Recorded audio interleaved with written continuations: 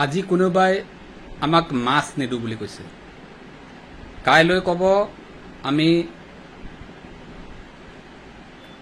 চাউল দালি আলু পিঁয়াজ একো নিদিওঁ, পৰহিলে ক'ব আমি কাপোৰ কানি জোতা আমি একো নিদিওঁ। এনেকৈ দীঘলীয়াভাৱে গৈ থাকিব। কাৰণ একালৰ আমি স্বনিৰ্ভৰশীল জাতি, আজি আমি পৰনিৰ্ভৰশীল জাতিলৈ পৰ্যবেক্ষিত হৈছোঁ। এই কথা মই আজি কোৱা নাই, আমি দীৰ্ঘদিন ধৰি আজি 10 বছৰৰ আগৰ পৰা এই কথাখিনি আমি অসমবাসীক সোঁৱৰাই আহিছিলোঁ যে এদিন এনেকুৱা পৰিস্থিতিৰ সৃষ্টি হ'ব যে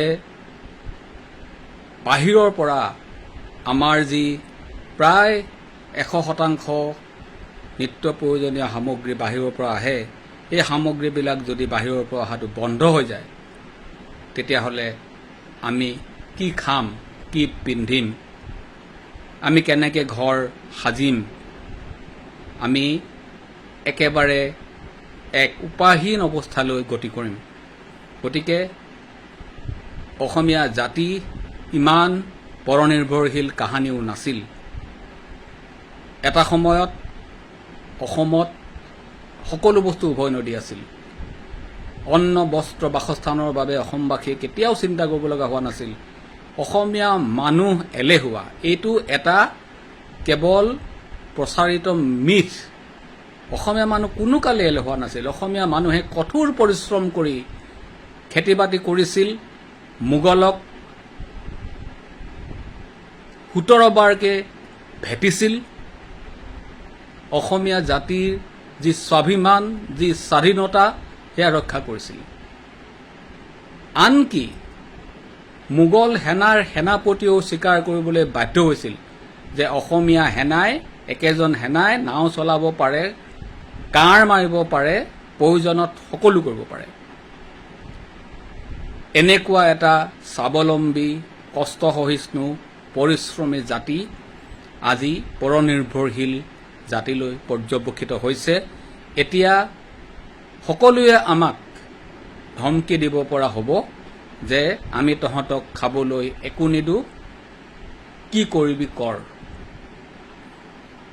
40 বছৰতকৈ বেছি আমি বিদেশী বহিষ্কাৰৰ আন্দোলন কৰিলোঁ, এতিয়াও চলি আছে। কিন্তু আমি কেতিয়াও অৰ্থনৈতিক আন্দোলন নকৰিলোঁ, কেতিয়াও আমি স্বাৱলম্বী হোৱাৰ আন্দোলন নকৰিলোঁ। আমি বেলেগৰ ওপৰতে নিৰ্ভৰশীল হৈ চলি থাকিলোঁ। গতিকে এতিয়া জুই পুৰি হাত পাইছে। পথাৰ আৰু বজাৰ বেলেগে আমাৰ পৰা কাঢ়ি লওঁ উপক্ৰম হৈছে। বজাৰটো কাঢ়ি নিলে পথাৰখনো কাঢ়ি নিয়াৰ উপক্ৰম হৈছে।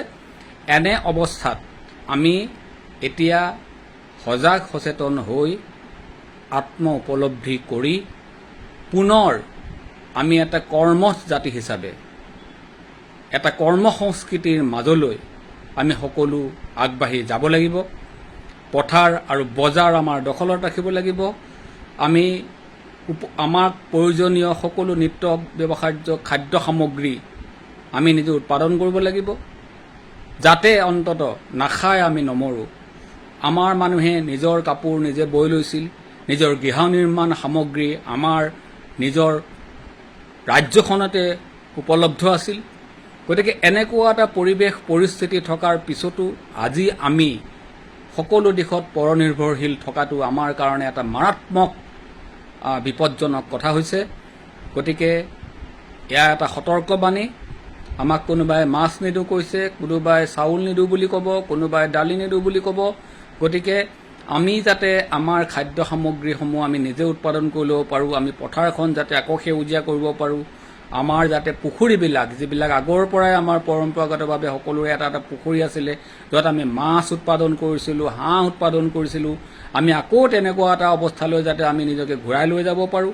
আমাৰ যিখন সমৃদ্ধিশালী বাৰী আছিলে, বাৰী সংস্কৃতি আছিলে, বাৰীখনত আমি সকলো শাক পাচলি উৎপাদন কৰিছিলোঁ, ফল মূল উৎপাদন কৰিছিলোঁ, পথাৰত আমি বিভিন্ন ধৰণৰ খেতি কৰিছিলোঁ, বিভিন্ন ধানৰ খেতি কৰিছিলোঁ, আমি সৰিয়হৰ খেতি কৰি নিজে তাৰ পৰা সৰিয়হৰ তেল পেৰি খাইছিলোঁ, হালধিৰ খেতি আমি কৰিছিলোঁ।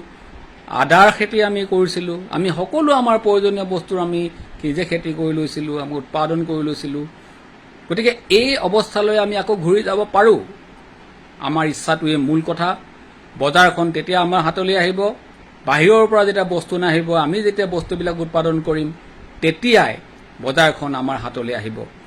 গতিকে এতিয়া কেৱল ৰাজপথত আমাৰ আন্দোলন সীমাবদ্ধ নাৰাখি, ৰাজনৈতিকভাৱে কেৱল আমাৰ আন্দোলন সীমাবদ্ধ নাৰাখি, আমি অৰ্থনৈতিক আন্দোলনত সকলো জঁপিয়াই পৰিব লাগে।